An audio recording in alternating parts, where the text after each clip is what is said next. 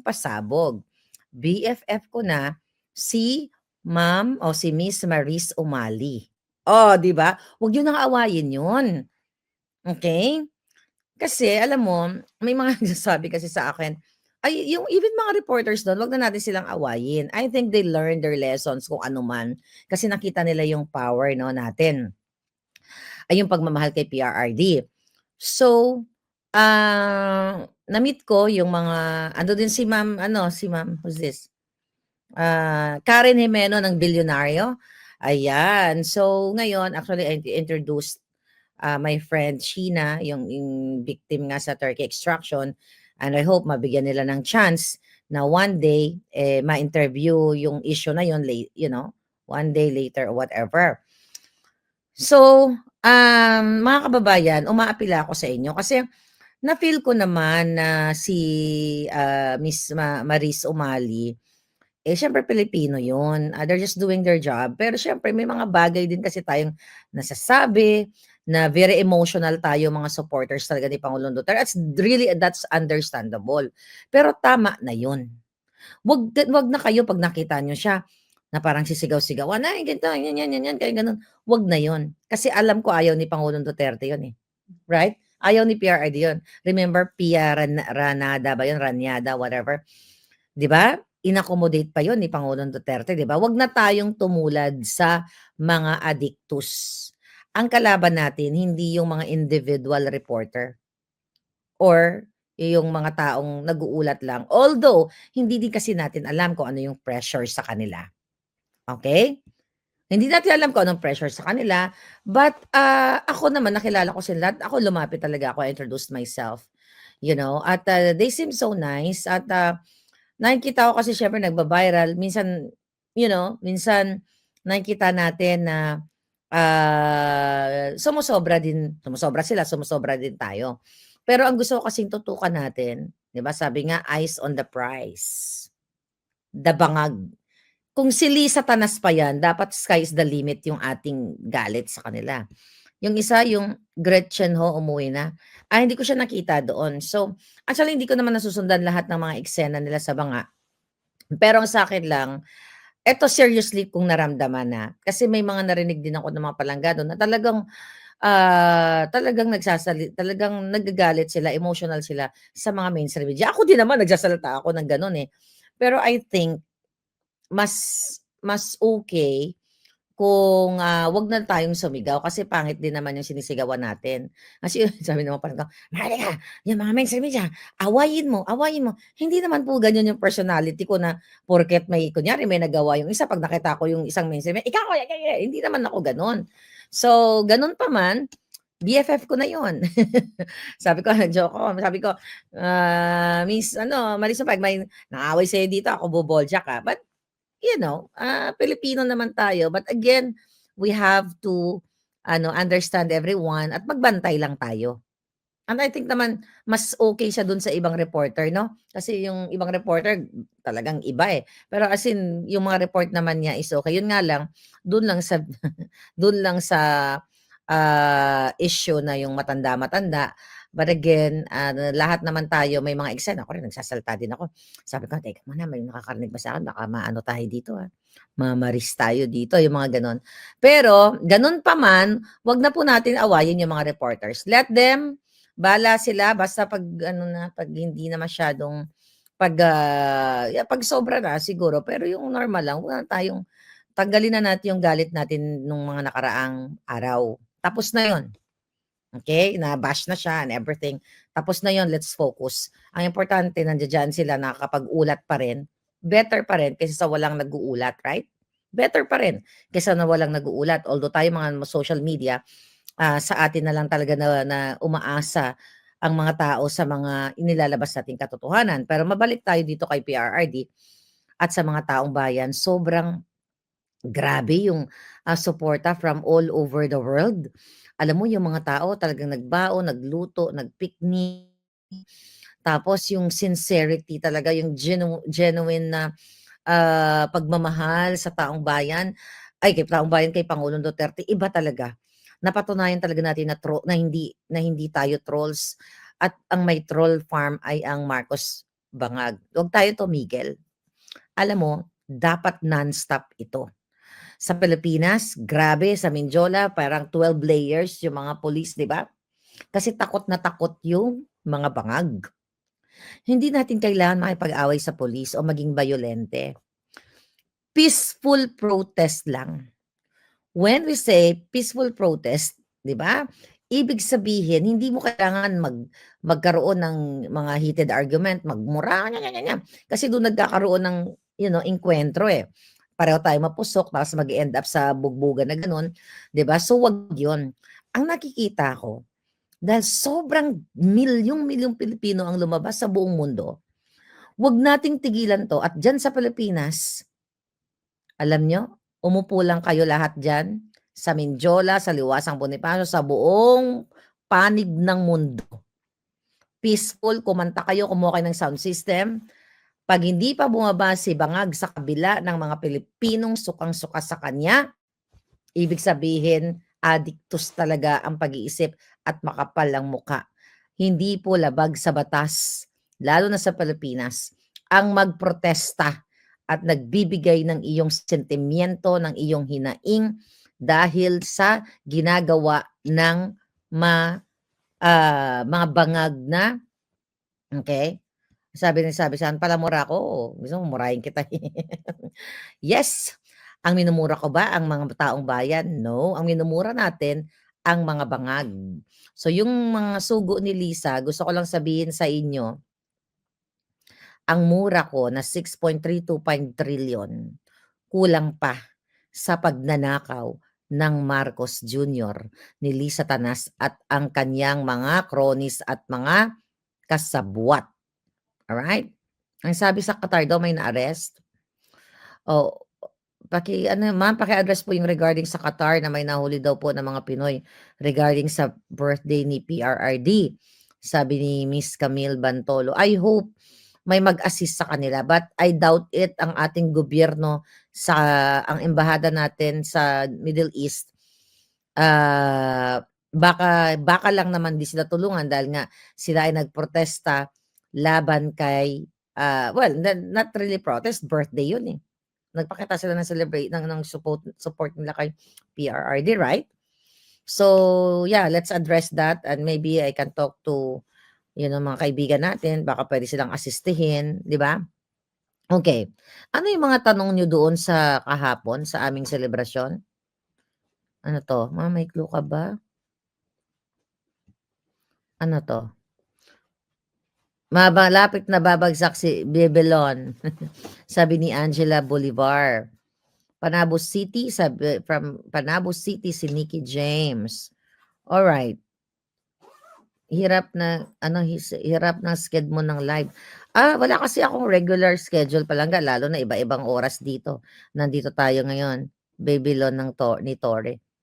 Ang dami, ang dami namin kanina sa Times Square. Sabi ni Kadug, oo, sa New York at yung mga palangga ko na tipo, mga friends ko, hindi naman, kasi sa 30 pa yata yung malaking organization, event. Was it 30? Ng KOJC sa LA. So anyway, yung mga palangga ko, sila Mirna Morales, sila palangga, dyan sa LA, sila Teresa at marami pang iba. So thank you at kayo ay nagtipon-tipon. Okay? Galing pala sumayaw ni Madam. Alam nyo, ito ikukwento ko. Ikwento natin yung birthday ko, ano yung mga nangyayari doon. Kasi wala naman talagang programa doon na yung sunod-sunod. Kung sino lang ang pwedeng magsalita, okay, kung sino talaga ang pwedeng magsalita, magsalita na sila. So ngayon, meron doon, ano pangalan ng dalawa? Si Nico, yung kumanta. I'm sorry palangga kasi ang dami yun, nakalimutan ko na yung pangalan. Pero, so yung ginawa namin, sa behind the scene, nagtatanong kami, marunong ka kumanta? Yung nakakaindak, ganon. So meron yung dalawang magpartner, talagang magkaibigan at magpartner. Partner sila sa pagganta. Nakakaindak, doon nagsimula yung mga tao na talagang nagsayaw, so nag-play ng budots nga. Sobrang organic yung feeling ng tao. Kaso lang bitin. Nagyayaya pa nga ako, eh. Saan ba tayo puwedeng lumipat at ituloy natin itong mga sayawan na itong selebrasyon ni PRRD. And, I'm hoping, ah, naririnig kami ni Pangulong Duterte doon sa area na yon. Kasi allowed naman siyang lumabas, 'di ba? Kasi maybe may mga parang open doon, eh, lakas pa naman ng bibig ko doon.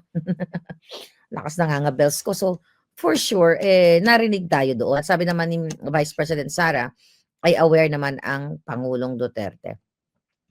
Sa mga palangga ko sa Qatar, yung nasabi mga na-detain na question ba, nahuli ating mga kababayan, please tulungan natin sila kung meron kayong kakayahan. Asistihin natin sila. Sabi ni Prada Luce, ikaw na talaga ang budots queen ng dahig. Alam mo, kung magbudots ako ng magbudots doon, baka mabwisit na yung taga-ICC. Pauwi na yung PRRD.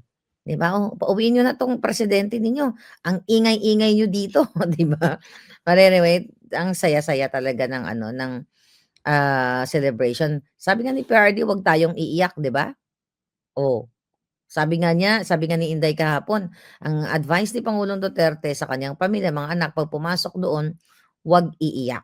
Ubusin muna ang mga luha nila, sabi ni Inday, ubusin muna ang mga luha nila bago pumasok doon sa loob. So pinakita lang namin yung natin lahat, yung resiliency ng bilang isang Pilipino na sa kabila ng unus na ibinigay ng Marcos Bangag administration,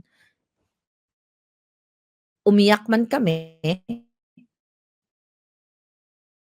tayo umiyak, kidnap sa kanya, but ipinakita natin how we fight. Paano natin nilalabanan ang pangkidnap, ang illegal na pagkanulo ni Marcos Jr.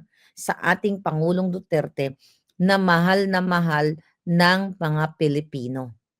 Dahil sa idinulot niyang kaalwanan sa buhay ng mga Pilipino, lalo na nga yung mga OFW na binigyan niya ng pansin. Not only OFW, lahat tayo diyan sa airport. Ngayon po, ang mga turista, ang mga OFW 'pag umuuwi, naka-plastic na naman ang kanilang mga luggage.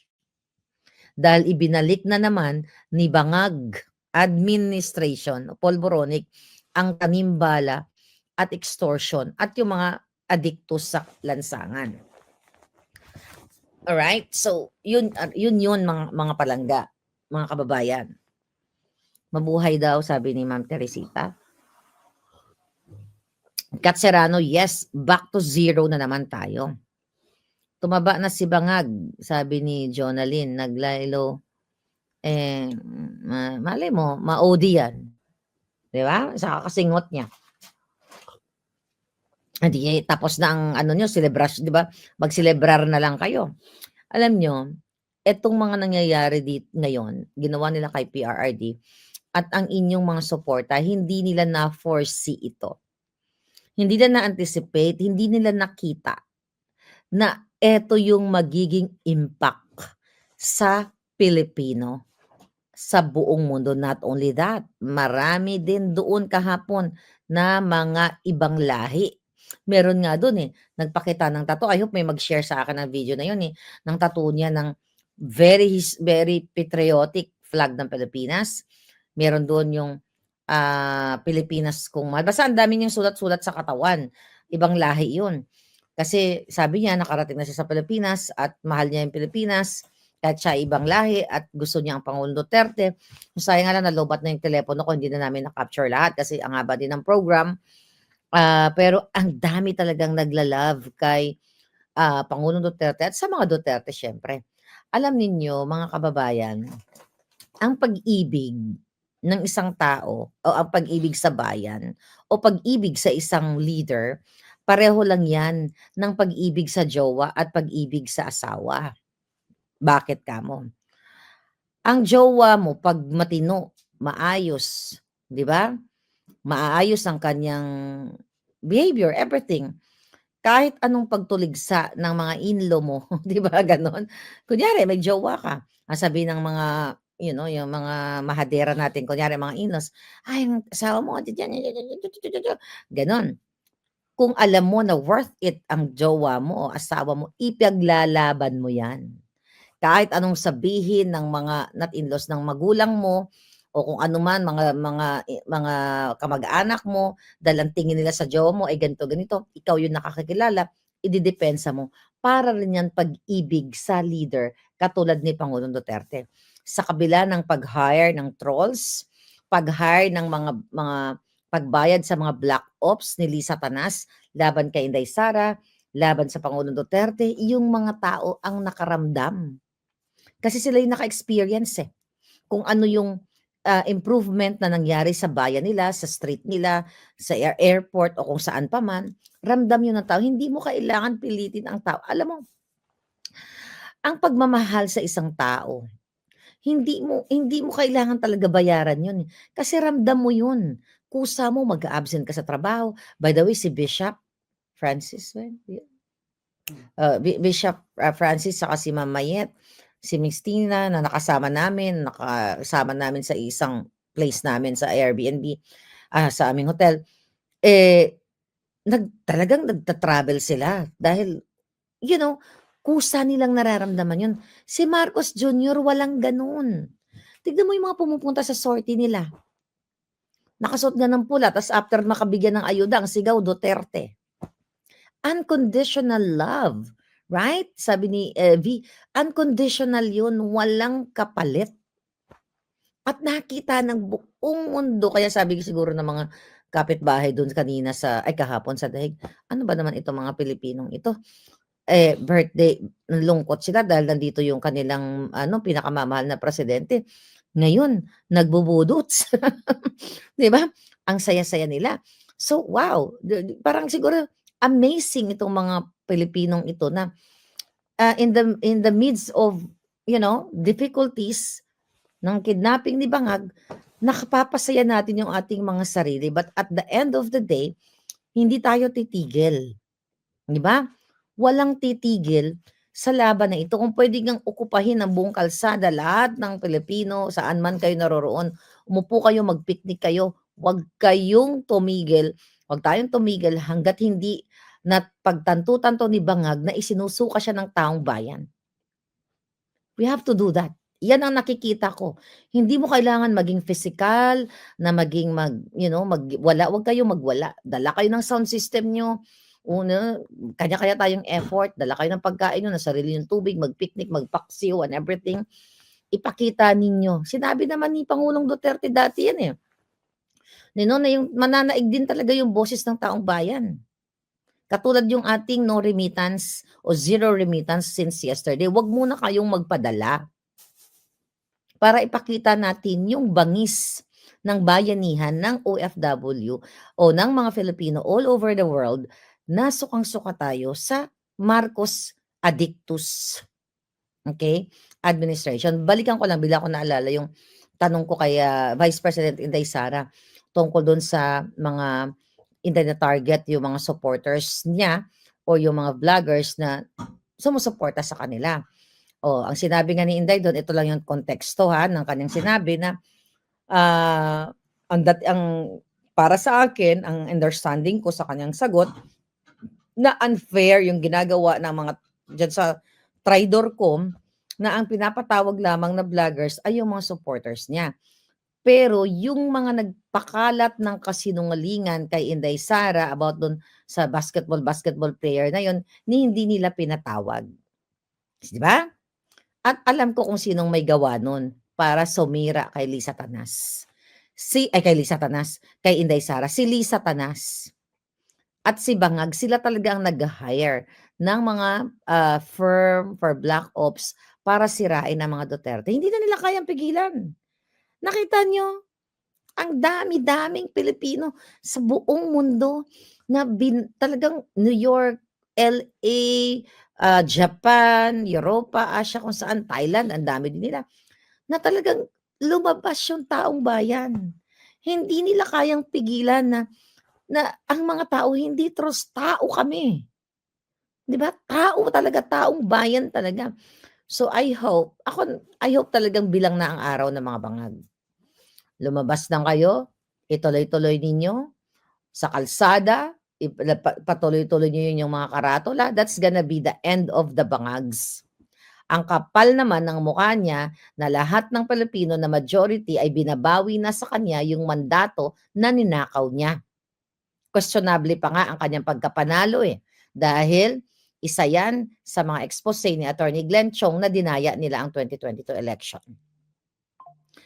Kung binigay ninyo ang inyong boto sa kanya dahil sa pag-partner unit team nila ni Inday Sara, pwede nyo rin bawiin ang botong yon sa pamamagitan ng inyong peaceful na protesta. At hindi yan labag sa batas. Hindi yan inciting. Ang inciting, yung inciting to sedition o inciting to gurgur, ang ginagawa nila si Satanas ng mga nasa Congress na mga julul, ginagawa ni Bangag ang mag-hire ng assassins para targetin kami, targetin ng mga vloggers, targetin tayo. Yan ang inciting to what? To gurgur us. Ang pag-ibig sa bayan, ang pag-ibig sa lupang tinubuan, sabi ni Noy Fermase or Fermas. Okay? Di ba? Ituloy-tuloy natin. Tapusin nyo na yung mga kabalbalan ng Bangag administration. Yung mga police, wag niyong awayin. Nakita ko na sa Menjola di ba? Kasi talagang 12 layers, takot na takot.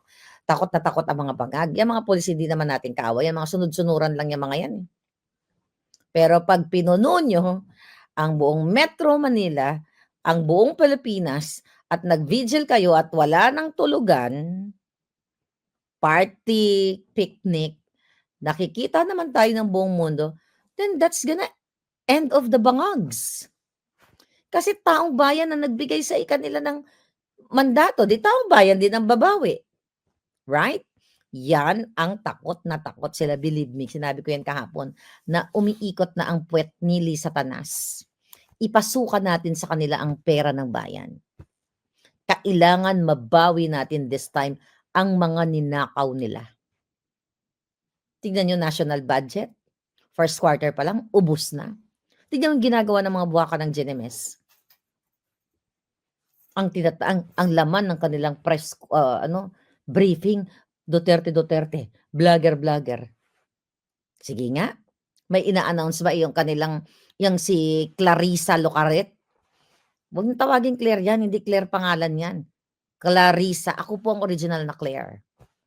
Sa birth certificate, hindi bagay sa kanya yung pangalan na yan. Tandaan ninyo, huwag niyong tawagin na Claire yan, ako lang. Di ba nakita niyo yung ginagawa? Puro na lang Duterte. Inday Sara. Di ba? Puro na lang vlogger. Ba't hindi kaya sila mag-ulat kung anong ginawa nilang livelihood program para sa mga Pilipino? Ba't hindi kaya sila mag-report kung ano na mga progress sa ginawa nila?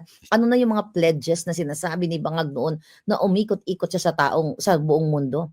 Tapos itong hangag na, huy, ikaw Castro, hindi ka bagay mag-abogado. Abogaga ka, pangkanal yung ugali mong the way ka magsalita. Pangkanal ka. Halatang ang pagkatao mo, binili na ng Bangag. Tagapagtanggol ka ng kabalbalan nila. Ang sabi mo, what? Gathering? For what? For peace gathering? For what? Gaga ka.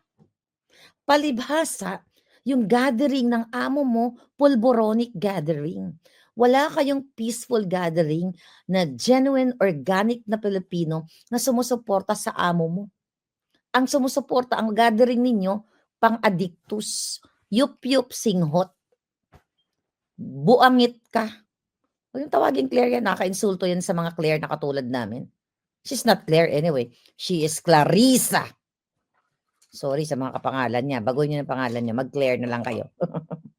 So anyway, ang sinasabi niya, what? Ano daw, kina-question yung gathering natin? Bakit daw nananawagan ng BBM resign? Bakit hindi? Bakit? Labag ba sa batas ang manawagan ng Bangag resign? Gaga ka? Addictus na yung amo mo, pinagtatanggol mo pa. Ibinenta mo na yung kaluluwa mo kay Satanas. At ang sinasabi mo, ulitin ko lang yung sinasabi niya na, dapat, ano yun, ng si Vice President Sara, nag-abroad daw, gagang iyo di puta. Gusto ba ni Inday? Sabi ko nga, Manila Bulletin, thank you. Di ba? Kaya siya nandito dahil sa kajululan ng amo mo. Kidnapper yung amo mo. kailangan niyang tulungan ang kanyang tatay. Dahil ang tatay niya ay pinaaluan ang buhay ng mga Pilipino. Hindi katulad ng amo mo, pina-adiktus ang mga kabataan. Tignan mga kabataan ngayon, singhot na lang kung saan-saan, 'di ba? Naggaganunan na lang sa mga bawat kanto. Tignan mo yung amo mo, ibinabalik ang tanimbala, ibinalik yung mga extortion, ganyan, ganyan. Yan ba? Anyway, mga kababayan, I'm so happy na nakita ko ang inyong sobrang pagmamahal. Huwag tayong tumigil. Hindi na natin titigilan 'to. Hanggang sa bumaba yang julul na 'yan. Hindi po bawal sa batas yung peaceful rally. Huwag kayong matakot. Hindi yan inciting. Yan yung gusto ni Clarissa Tanas. Oh, I love that. Clarissa Tanas, yan na yung bago niyang pangalan. Huwag tawagin Claire yan, ha? Insulto sa akin yan. Okay? I'm the real Claire. Birth certificate ko is C-L-A-I-R-E. Claire. Pa-Claire ang linti. Okay, justice for the crime against humanity. Ayan, panagutin si Bangag. Right? Si Bangag, ang Marcos ang mayroong crime against humanity simula sa tatay niya hanggang ngayon. Si Bangag Jr., ang pamilya niya ang may sala sa taong bayan. Sabi ni Adelina Tagikochi, Clarissa Tanas. Ayan, bago yan. Huwag tawagin Claire yan. Magagalit ako sa inyo. Yan ang bago nyo. Lagay nyo dun sa PCO. Clarissa Tanas. Don't call her Claire. O Lokring daw, sabi ni Emmy Veray. Lokring. Hindi naman po attorney yan, sabi ni Nanette. Attorney daw yan. Ayan mo na siya. O abugaga. Hindi man bagay sa kanya. Hindi ganyan ang mga attorney kilala natin. Jeffrey, thank you. Unsettled in foreign land. Thank you, Palangga. Alright. Ginapiko ang kwarta. Oo, tikalon talaga tayo mga Ilonggo, ano? Ano yun? Ginapiko. Ma'am, may trending po na gumagamit sa OVP forms. Ano yun? Hindi ko pa alam, Palangga, kasi busy-busyhan dito eh. Clarissa Bangag, sabi ni Palangga. Under God's almighty and most powerful governance, mayroong blessing in disguise sa mga pangyayari na ito. There's a greater purpose, kaya kailangan mangyari to. God sees, God hears, God renders. Sabi ni personally yours. Yes, you're right, darling. Thank you. Clarissa Tanas. Di ba? Trending na si Clarissa Tanas. Yan ang pa-trending nyo. Kaya love ko kayo eh. Alright, Star John, thank you. Po National, thank you very much. Okay? Ang focus natin sa ngayon, itong mga bangag. Alright? Well, wag tayong magpatinag, wag tayong magpasindak sa kanila. Yan ang ginagawa nila sa akin, Interpol, extradition, not extradition. Yeah, dukutin si Maharlika, i-assassinate si Maharlika, yung mga ganun ba. So wag tayong pakakabog. Okay? Okay. Okay, now you're good. So, katulad nyo yan, sa vlog natin ngayon, may pinapadala sila sa Satanas na mga trolls. Kasi hindi nila kayang magwagi sa atin. Dahil tayo ay talagang buhay tayo, tao tayo. Hashtag Clarissa Tanas. Right? Okay.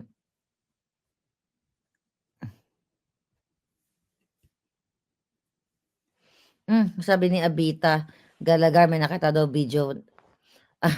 Tagal na yung Palangga, yung kami ni Sas, pinalitan nila yung video. O ganyan lang ang kayang gawin ni Satanas, mag-edit o mag-AI talaga ng video para magpalabas ng kasinungalingan laban sa mga sumusuporta sa katotohanan.